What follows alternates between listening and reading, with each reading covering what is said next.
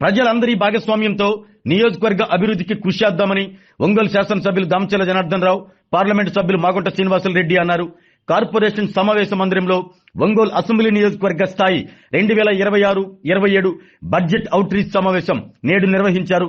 ముఖ్యమంత్రి చంద్రబాబు, మంత్రి నారా లోకేష్ ముందు చూపుతో రాష్ట్ర ఆర్థిక పరిస్థితిని మెరుగుపరుస్తూ నియోజకవర్గాలు, గ్రామాలు అభివృద్ధి చెందటానికి బడ్జెట్ ను రూపొందించారని ఎమ్మెల్యే దామచర్ల జనార్దన్ రావు అన్నారు.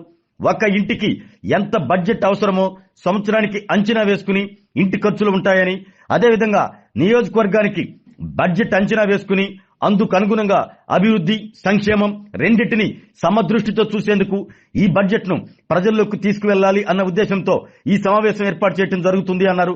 గత ప్రభుత్వం అప్పులతో అప్పజెప్పినప్పటికీ చంద్రబాబు సమర్థవంతంగా 2 ఏళ్ల కాలంలో రాష్ట్రాన్ని అన్ని విధాలుగా అభివృద్ధి చేస్తున్నారు అన్నారు. త్వరలోనే అమృత 2 పథకం కింద మంచినీటి సమస్యను పరిష్కరించేందుకు శంకుస్థాపన చేయబోతున్నామని తెలిపారు. జిల్లాలో ఒంగోలు నియోజకవర్గానికి 726 కోట్లకు పైగా బడ్జెట్ లో కేటాయించడం జరిగిందన్నారు. ఈ కార్యక్రమంలో వడా chairman Sheikh Riyaz, PDCC bank chairman doctor Kamaipalli Sitaramaiah, RDO Lakshmi Prasanna, commissioner doctor Koduru Venkateswara Rao, revenue అధికారులు, ఎంపీడీఓలు, నగరపాలక సంస్థ ఇంజనీరింగ్ అధికారులు, సిబ్బంది పాల్గొన్నారు.